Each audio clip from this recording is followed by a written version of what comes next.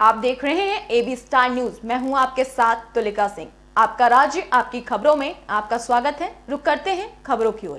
पहली खबर हमारी वेस्ट बंगाल के कोलकाता से सामने आ रही है, जहां पर बीजेपी नेता बाबू मास्टर की गाड़ी पर हमला हो गया। आपको बता दें, बीजेपी नेता बाबू मास्टर की गाड़ी पर हमला होने के साथ उनकी हालत स्थिर बताई जा रही है। पश्चिम बंगाल में चुनाव से पहले एक के बाद एक हिंसा की खबरें सामने आ रही हैं। जी हां, आज एक खबर एक बार फिर चुनावी राज्य पश्चिम बंगाल से हिंसा की खबर सामने आ रही है। बीजेपी नेता बाबू राम मास्टर पर हमला हुआ है।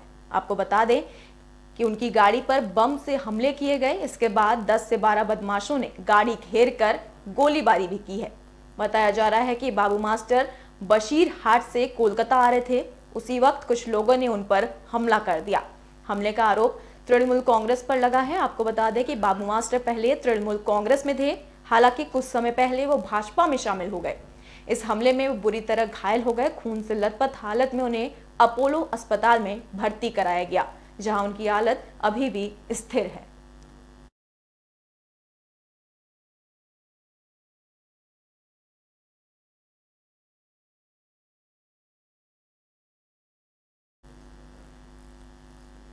खबर छत्तीसगढ़ के कोरिया से सामने आ रही है, जहां रिंकू हत्याकांड का विरोध जताया गया है। आपको बता दें, हिंदू युवा वाहिनी के लोगों ने रिंकू शर्मा की हत्या का विरोध जताया है। दिल्ली में हुए बजरंग दल के रिंकू शर्मा की निर्मम हत्या को लेकर कोरिया जिले के डोमन हिल काली मंदिर से लेकर जय स्तंभ चौक तक हिंदू सेना ने निकाली आक्रोश रैली और फूलमालाओं के साथ दीप जलाकर भावभीनी श्रद्धांजलि अर्पित की है।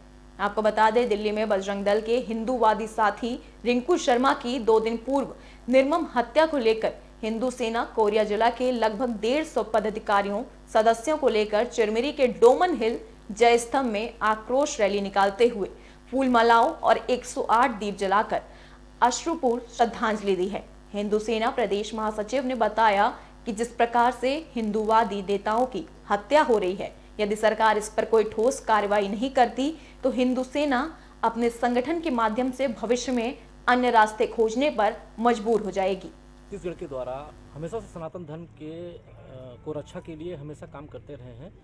अभी दिल्ली में जो एक हिंदूवादी कह सकते हैं, हिंदुत्व को लेकर जो एक अलग जगह के रखे थे, रिंकू शर्मा जी का निर्मम हत्या किया गया है, जिसको लेकर आज हिंदू सेना भावनात्मक रूप से एक मौन रैली निकाली है।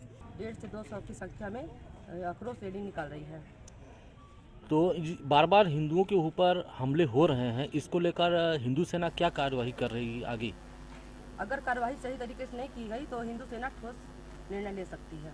छत्तीसगढ़ के द्वारा खबर यूपी के कासगंज से सामने आ रही है, जहां पर पुलवामा अटैक में हमले में शहीद हुए जवानों को श्रद्धांजलि दी गई। आपको बता दें, कासगंज में 14 फरवरी 2019 में आज के दिन ही 2 साल पहले पुलवामा में एक बम विस्फोट हुआ था। उस आतंकवादी हमले में हमारे जवान शहीद हुए थे। शहीदों की दूसरी वर्षीय पर अटेवा पेंशन मंच के पदाधिकारियों ने पुलवामा में हुए हमले पर शोक जाहिर किया। साथ ही बस स्टैंड स्थित शहीद स्तंभ पर पुलवामा हमले में शहीद जवानों को श्रद्धांजलि भी दी। इस दौरान मंच के प्रदेश संगठन मंत्री श्रवण कुमार कुशवाहा ने कहा कि पुलवामा हमला एक दुखद और कायराना घटना थी, जिसमें 40 जवान शहीद हुए। उनमें से 22 सैनिकों को पुरानी पेंशन व्यवस्था का लाभ नहीं मिल रहा। हमें उनके परिवार का कष्ट भी महसूस करना चाहिए। सर, जो पुलवामा में 14 फरवरी 2019 को आतंकी हमला हुआ था, उसमें हमारे देश के 40 सीआरपीएफ के जवान शहीद हो गए थे। सरकार बार बार उनको शहीद तो बोलती है, लेकिन कानूनी रूप से शहीद का दर्जा नहीं देती है। हमारा संगठन विगत 2 वर्षों से लगातार मांग कर रहा है कि देश के लगभग 10 लाख जो अर्धसैनिक बल हैं, उनको शहीद का दर्जा दिया जाए, क्योंकि अग्रिम मोर्चे पर हमारे शहीद जवान जो होते हैं वो अर्धसैनिक बल के होते हैं। पैरामिलिट्री को ना तो शहीद का दर्जा। खबर उत्तराखंड के चमोली से सामने आ रही है, जहां जिंदगी और मौत के बीच का जंग अभी भी जारी है। आपको बता दें, तपोवन में रेस्क्यू ऑपरेशन में देवदूत जुटे हुए हैं। उत्तराखंड के चमोली में 7 फरवरी को आई जल प्रलय ने भयंकर तबाही मचाई है। इस तबाही की तपोवन में 2 पावर प्रोजेक्ट्स पूरी तरह से बर्बाद हो गए।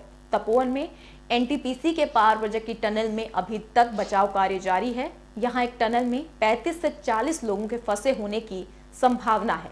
आज इस टनल में से 4 शव बरामद किए गए, जिसके बाद इस टनल में अब लोगों को जिंदा मिलने की संभावनाएं बेहद कम है। चमोली के डीएम स्वाति भदौरिया ने बताया कि तपोवन में खोज और बचाव अभियान आज सुरंग से शवों की बरामदगी के बाद अभियान तेज कर दिया गया है।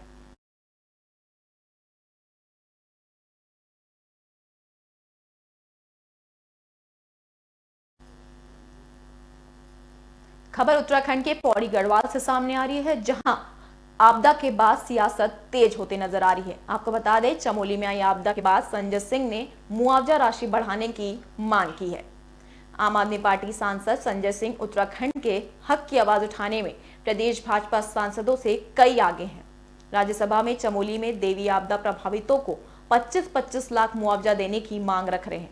आम आदमी पार्टी के प्रदेश अध्यक्ष एस कलेर ने एक प्रेस बयान जारी करते हुए कहा कि आम आदमी पार्टी के वरिष्ठ नेता और राज्यसभा सांसद संजय सिंह का आभार प्रकट किया है। आप अध्यक्ष ने कहा कि राज्यसभा में शून्यकाल के दौरान उत्तराखंड के चमोली में आई प्राकृतिक आपदा के संदर्भ में आम आदमी पार्टी सांसद ने अपनी बात रखी। उन्होंने कहा कि चमोली में पीड़ित परिवारों को केंद्र और राज्य सरकार ने केवल 2-2 लाख रुपए मुआवजा देने की घोषणा की है, जो अपर्याप्त है। उन्होंने केंद्र और राज्य सरकार से पीड़ित परिवारों को कम से कम 25-25 लाख रुपए मुआवजा देने की मांग की। उन्होंने कहा कि प्राकृतिक आपदा में अभी भी 173 लोग लापता हैं। इन लोगों के बचाव कार्य में और तेजी लाने की आवश्यकता है। मेरा आपसे ये कहना है कि जब कोई सांसद चुना जाता है किसी संसदीय क्षेत्र से, तो उसकी जिम्मेदारी होती है कि उसके संसदीय क्षेत्र में या उसके प्रदेश में कोई बड़ी आपदा आई हो, उस बात को वो राज्यसभा लोकसभा दोनों जगह मजबूती से उठाए जहां भी उसे मौका मिले। लेकिन बड़ा दुर्भाग्य है कि जो उत्तराखंड के हमारे सांसद हैं, सारे के सारे बीजेपी के सांसद हैं, चाहे वो राज्यसभा में है चाहे लोकसभा। इसमें अभी भी जितने लोगों की तो हताहत हुई है, इतने लोगों के लिए सरकार ने अपनी तरफ से ऐसा कुछ किया नहीं है, क्योंकि इनको जो मुआवजा दिया जा रहा है ये बहुत ही तुच्छ मुआवजा है। क्योंकि जिसके परिवार का मुखिया खोया है, जो बेचारा लेबर का काम करता है, तो 2 लाख रुपए राज्य सरकार की तरफ से और 2 लाख रुपए केंद्र सरकार की तरफ से उसको मुआवजा दिया जा रहा है, जो कि अनुचित नहीं है। क्योंकि आज की स्थिति और परिस्थिति में बहुत ही। खबर उत्तराखंड के काशीपुर से सामने आ रही है, जहां पर आम आदमी पार्टी तैयारियां तेज कर ली है। विधानसभा चुनाव को लेकर आम आदमी पार्टी चुनाव में जुट चुकी है। आपको बता दें, उत्तराखंड पर आम आदमी पार्टी की नजर है। कुनबा बढ़ाने में आम आदमी पार्टी जुट चुकी है। उत्तराखंड में आम आदमी पार्टी के कदम रखते ही आम आदमी पार्टी का कुनबा बढ़ता ही जा रहा है। आम आदमी पार्टी का बर्थडे काफिला को देखकर विरोधी पार्टियों में खलबली देखने को मिल रही है। वहीं युवा पीढ़ी के साथ साथ बुजुर्ग भी आम आदमी पार्टी के दामन थामते हुए नजर आ रहे हैं। उत्तराखंड में आम आदमी पार्टी ने चुनाव लड़ने की पूरी मंशा बना ली है और लगातार आम आदमी पार्टी अपना कुनबा बढ़ाने में लगी हुई है और दिल्ली मॉडल दिखाकर लोगों को आम आदमी पार्टी में शामिल कर रही है। बिजली, पानी, शिक्षा जैसे मुद्दों को चुनावी हथियार बनाकर आम आदमी पार्टी उत्तराखंड में चुनाव लड़ने के लिए मैदान में है। देखिए, इसमें ना उम्र का कोई फर्क है, ना जात, ना पात, ना कोई चीज़। सिर्फ एक ही चीज़ है कि आम आदमी पार्टी की काम की राजनीति से खुश होकर हर आयु वर्ग का, हर धर्म का आदमी इसमें शामिल हो रहा है। बिल्कुल, देखिए, जनता है, लोग जो है समय समय पर अन्य दलों से जुड़ते रहते हैं और उससे पहले यहाँ पर जो है कोई ऑप्शन नहीं आ रहा था। आज आम आदमी पार्टी ने जब से चुनाव लड़ने की घोषणा की है उत्तराखंड में, तो बहुत सारे दलों से लोग जो है लगातार आ रहे हैं और बहुत सारे संपर्क में, जो समय आने के साथ साथ और लोग भी शामिल हो।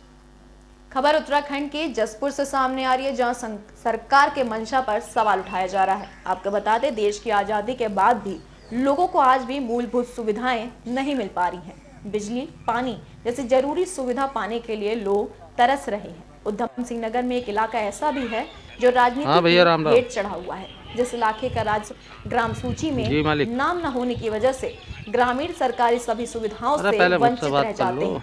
आज भी जसपुर विधानसभा के भोगपुर डैम इलाके के तीर्थ नगर में ग्रामीण अपनी जिंदगी बिना सरकारी सुख सुविधाओं के जिंदगी जी रहे हैं। चुनावी प्रत्याशी जीतने के लिए अपने लिए वोटों की भीख मांगते आते हैं और वोट मांगने के एवज में गांव के लोगों को सरकारी सुविधाओं से लाभ देने का सपना दिखाकर चले जाते हैं। जीत हासिल करने के बाद ग्रामीणों से किए वादों को हवा हवाई कर देते हैं। पहले जी मुझसे हाँ, बात कर लो। विधायक आदेश चौहान का कहना है कि ग्रामीणों को सुख सुविधाएं मिलने चाहिए और उनको वो नहीं मिल पा रहा है, जिसका सरकार को चाहिए कि इन ग्रामीण को सुविधाओं पर ध्यान दिया जाए।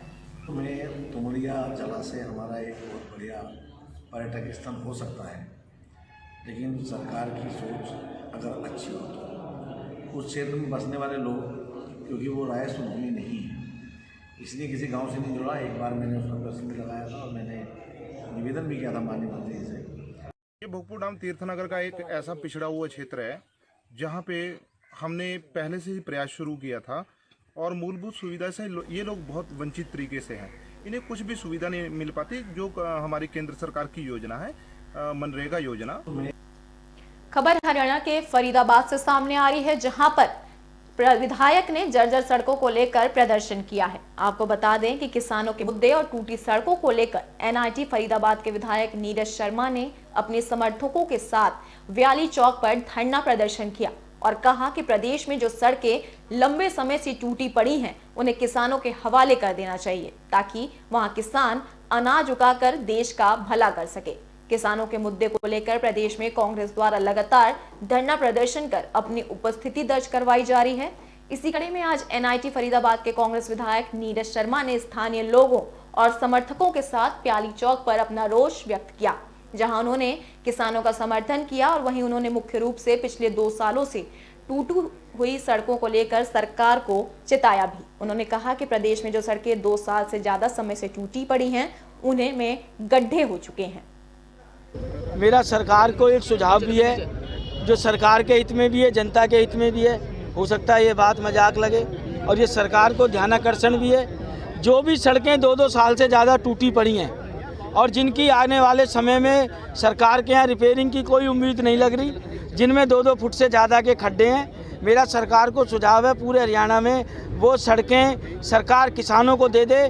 कम से कम वहाँ अनाज, मक्का, गेहूँ, धान कुछ बोया जाए, क्योंकि ट्रैफिक इन सड़कों पे चलता नहीं है। चलता भी है कोई गलती से तो वो मौत के मुंह में चला जाता है। जैसे पीछे भाई सचिन शर्मा की मौत हुई, या 10 फरवरी को आज से 7 साल पहले पवित्रा बच्चे की मौत हुई।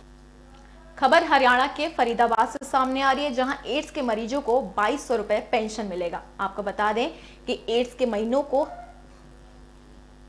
को हर महीने 2200 रुपए पेंशन दिया जाएगा। ये कहना है हेल्थ डिपार्टमेंट की अतिरिक्त महानिदेशक डॉक्टर बीना सिंह का। बीना सिंह आज फरीदाबाद के सेक्टर 8 ईएसआई हॉस्पिटल में एआरटी सेंटर का उद्घाटन करने के लिए पहुंची थी। फरीदाबाद में सेंटर के उद्घाटन के बाद अब फरीदाबाद के लोगों को इलाज के लिए रोहतक नहीं जाना पड़ेगा। इस मौके पर डॉक्टर बीना सिंह ने कहा कि पूरे हरियाणा में अब तक केवल रोहतक में एक सेंटर था, लेकिन अब सरकार ने ऐसे 9 सेंटर और बनाने का फैसला लिया है। फरीदाबाद में आज यह पहला सेंटर का उद्घाटन हुआ है और 31 मार्च तक बाकी के सेंटर्स का उद्घाटन किया जाएगा। वहीं उन्होंने पूरे हरियाणा में एड्स के करीब 25,000 लोगों के पेंशन की शुरुआत की बात कही है। उनको हम फ्री ट्रीटमेंट देते हैं, अपना इलाज, और उनको अगर कोई हेल्थ की प्रॉब्लम होती है, वो सारा जो एआरटी सेंटर है वहाँ पे उसका ट्रीटमेंट होता है।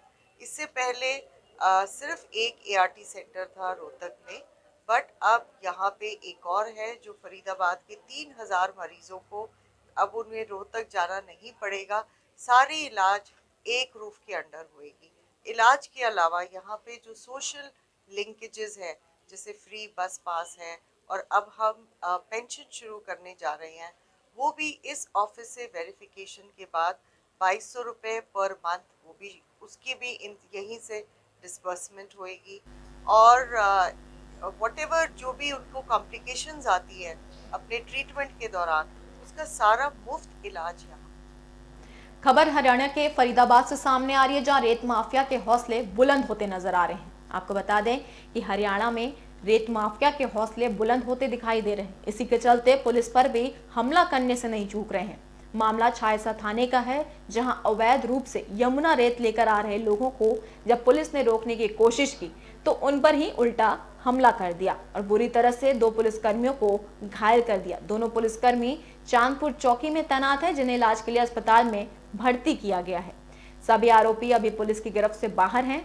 एसीपी तिंगांग पृथ्वी सिंह का कहना है कि अवैध खनन माफियों के खिलाफ में मामला दर्ज कर लिया गया है, जिसमें 3 पुरुष और 1 महिला आरोपी हैं। जल्द ही उन्हें गिरफ्तार कर लिया जाएगा। थोड़ी गंभीर लग रही हैं, उनकी सिर की जांच होने के बाद में ही पता चल पाएगा। और सर्जन के ओपिनियन लिखा है हमने, और साथ ही साथ बीके रेफर करा है। और दोनों को सिर पे कितने पुलिसकर्मी थे, कितने कहाँ चोट लगी है? किसी लाठी नुमा चीज से, ब्लंट वेपन से। जोटा बुग्गियों पर यमुना सेंट लेके चोरी करके लेके आ रहे थे, तो इन्होंने रोकने की कोशिश की, तो उन लोगों ने जो है सिपाही के ऊपर और एसपीओ के ऊपर हमला किया और मारपीट की है। जी, किस चीज़ से हमला किया गया था और क्या खनन माफियाओं के इतने हौसले बुलंद हैं कि उन्होंने पुलिसकर्मियों के ऊपर भी हमला कर दिया? लाठी डंडे से हमला किया है और पुलिस अपनी कार्रवाई कर रही है, मुकदमा दर्ज कर दिया, हम गिरफ्तार करेंगे जल्द। खबर हरियाणा के फरीदाबाद से सामने आ रही है, जहां पर तेंगांव विधायक ने 1 करोड़ 27 लाख के विकास कार्यों का शिलान्यास किया। आपको बता दें, राजेश नगर ने कहा था कि क्षेत्र के विकास में कोई कोर कसर नहीं छोड़ी जाएगी। बीजेपी विधायक राजेश नागर ने आज गांव शाहाबाद पहुंचकर मार्केटिंग बोर्ड से बनने वाली सड़क का शिलान्यास किया, जो जल्द बनकर तैयार हो जाएगी, जिससे कई गांव के लोगों को फायदा मिलेगा। इस दौरान ग्रामीणों द्वारा दिए गए मांग पत्र पर नगर ने कहा कि ग्रामीण क्षेत्र के लोगों की जो मांगे हैं उनके पास आएं, उनको जल्द दूर किया जाएगा। अधिकारियों से बात कर लोगों की शिकायतों का निपटारा किया जा रहा है।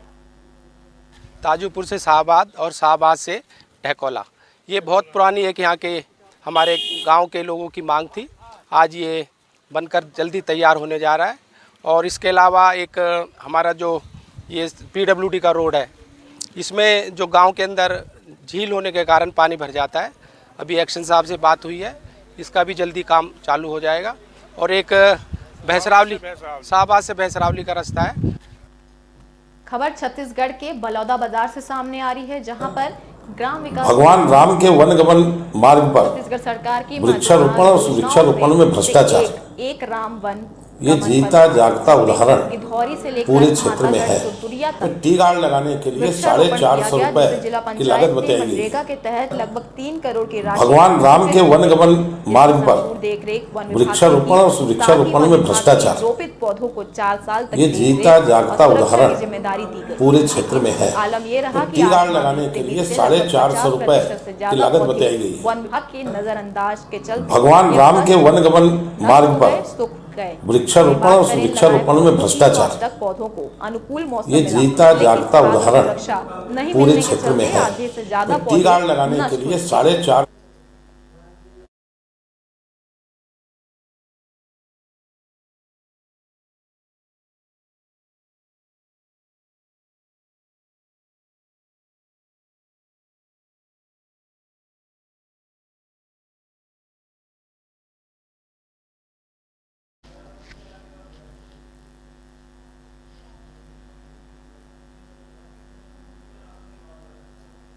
यूपी के मैनपुरी से सामने आ रही है, जहां एक एम्बुलेंस से 15 पेटी शराब बरामद की गई। आपको बता दें कि खबर यूपी के मैनपुर से सामने आ रही है, जहां शराब की तस्करी हुई है। एक्सप्रेसवे पर दुर्घटनाग्रस्त हालात में एम्बुलेंस मिली। एम्बुलेंस में 15 पेटी शराब भी बरामद किए गए। आपको बता दें, प्रधानी चुनाव को लेकर गुप्त तरीके से ले जाई जा रही थी शराब, और घटना के बाद सभी आरोपी मौके से फरार हो गए। पुलिस ने अवैध शराब और एम्बुलेंस को कब्जे में लेकर आरोपियों की तलाश शुरू कर दी है। यह मामला पूरा थाना करहल क्षेत्र के आगरा लखनऊ एक्सप्रेसवे का है।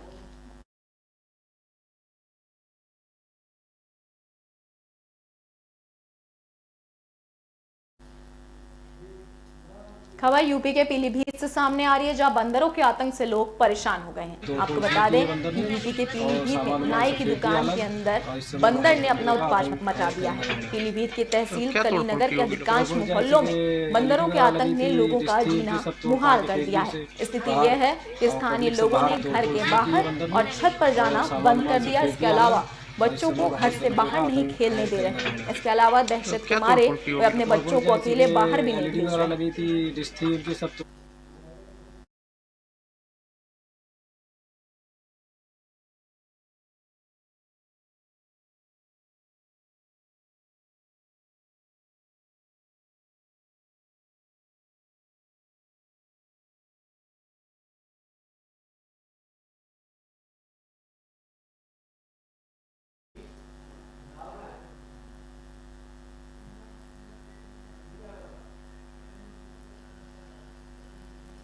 खबर यूपी के कौशाम्बी से सामने आ रही है, जहां पर कोविड-19 को देखते हुए 16 फरवरी तक उर्स कराने की शुरुआत की जाएगी। आपको बता दें, यूपी के कौशाम्बी जिले में सिराथू तहसील के कड़ा में लगने वाला सालाना उर्स आज से शुरू हो गया है। ख्वाजा सड़क शाह अबादल का 726वां सालाना उर्स का आज से आगाज हो गया। यह उर्स 16 फरवरी तक चलेगा। इस उर्स को लेकर तैयारियां जोरों शोरों पर हैं। प्रशासन द्वारा सुरक्षा व्यवस्था के पुख्ता इंतजाम किए गए हैं। साथ ही कोविड-19 के नियमों का पालन करते हुए उर्स की शुरुआत की जाएगी। इस बार मजार के आसपास जो भी भीड़ लगती थी उसको रोका जाएगा और अंदर मजार के जाने वाले लोगों का पहले सैनिटाइजेशन किया जाएगा, उसके बाद ही मजार के अंदर प्रवेश किया जाएगा।